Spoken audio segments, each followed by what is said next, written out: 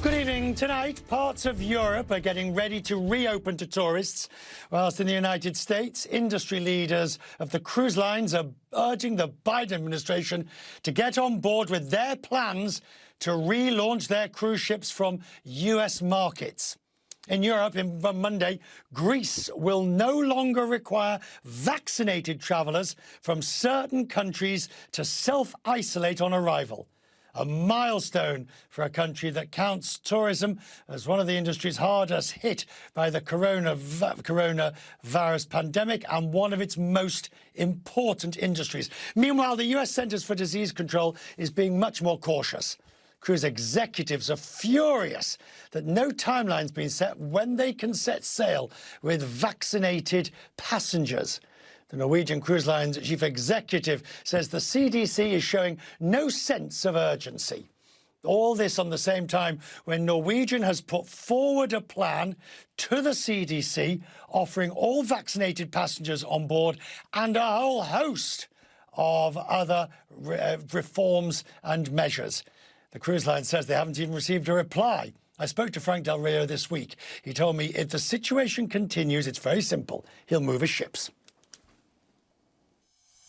I think it's outrageous that we have been in this situation for 13 months, and there doesn't seem to be any sense of urgency, yet 500,000 people around the world depend on the cruise industry for their employment. We generate over $55 billion of economic activity, most of it here in the United States. Roughly half of all cruisers are Americans, yet the CDC doesn't seem to have any sense of urgency to get the cruise industry going. And it's a scandal, quite frankly. I can't understand it. Imagine if any other industry in America were to be shut down for this period of time, it would be a national outcry. And that's what we're trying to do now. We're trying to get people to understand, our legislators, the administration, the legislative arm of government, to understand what has been going on. Quite frankly, our industry has been too quiet, too polite. We've defended the CDC for their lack of actions, and the time has come where we can no longer just stand by and hope for the best. Hope is not a strategy, as you know. Over the last 12 months, our industry has had to raise tens of billions of dollars to be able to stay in business. We alone have had to raise over $7.5 billion. That's a lot of money. We've diluted our shareholders. We've added quite a bit of debt to our balance sheets, and we've had to lay off and furlough, hundreds, if not thousands, of employees across the world. And it's simply not fair. Not when hotels and resorts and casinos and theme parks and now ballparks, airlines can operate freely. Why not the cruise industry? This is a very different Frank Del Rio that I'm speaking to compared to earlier in the pandemic. It sounds like you're clearly on the attack in the sense of you're angry and frustrated, but the CDC would turn around and say, all in good time, Mr. Del Rio, all in good time. We're evaluating this, just bearing in mind how bad the situation was with the cruise industry. Well, I think 13 months is plenty of good time. In that period of time, we've seen the advent of vaccines, which is a game changer. Using the CDC's own words, it's a game changer, yet the protocols and the technical guidelines, as they refer to them, that have been written and issued to date, by their own admission, were developed before there was a vaccine. So already we're months and months and months behind. We need to get work going. Our industry is ready to go. My company is ready to go. And we put forth a proposal that is second to none. I don't know of any other venue, any other business, any other industry, any other country that has put forth such a comprehensive, bulletproof proposal that the CDC simply has ignored for 10 days. What will you do if you can't if you get no satisfaction from the CDC? What will you do? Well, Richard, one of the wonderful things about cruise ships, or ships in general, is that we have three things that buildings don't have.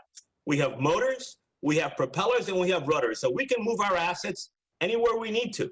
Now, look, we prefer to operate in and out of the United States. It is the world's largest market, the most lucrative market, but it's not the only market. More than half of all cruisers are non-Americans.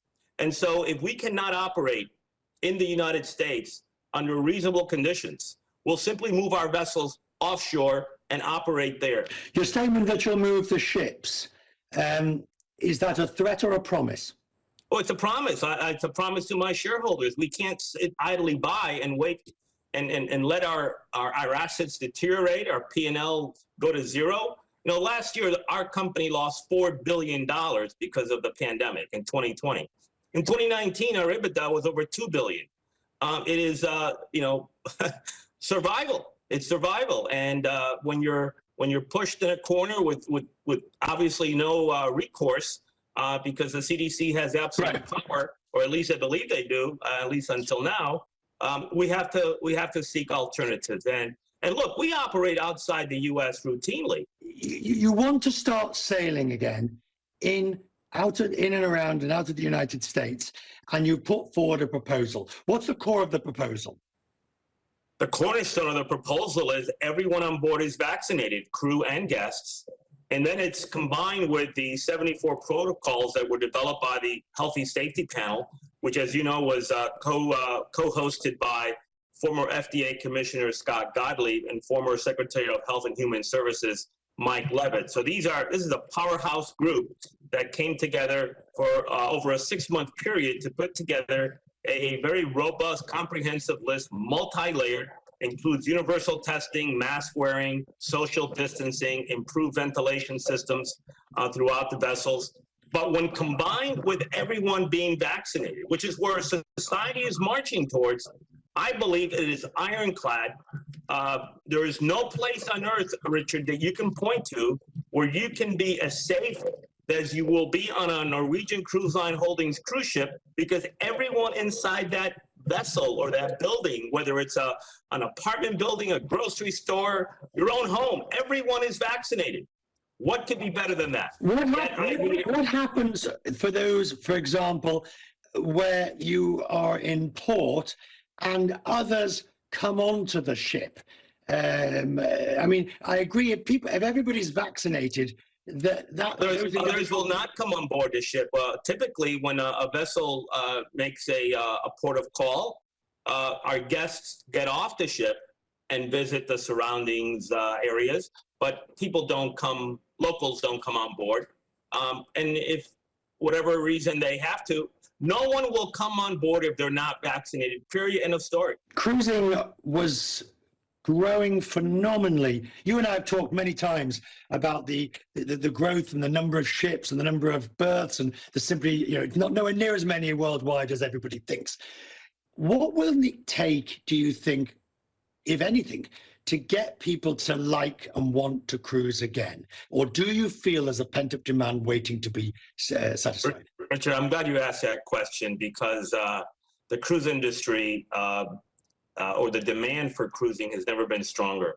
On our last earnings call about 6 weeks ago, I was asked a similar question, and I said, look, given where we are in the booking cycle, all three of our brands are significantly better booked for 2022 departures and 2023 departures, and at higher prices than we've ever been in our history, including the record year of 2019.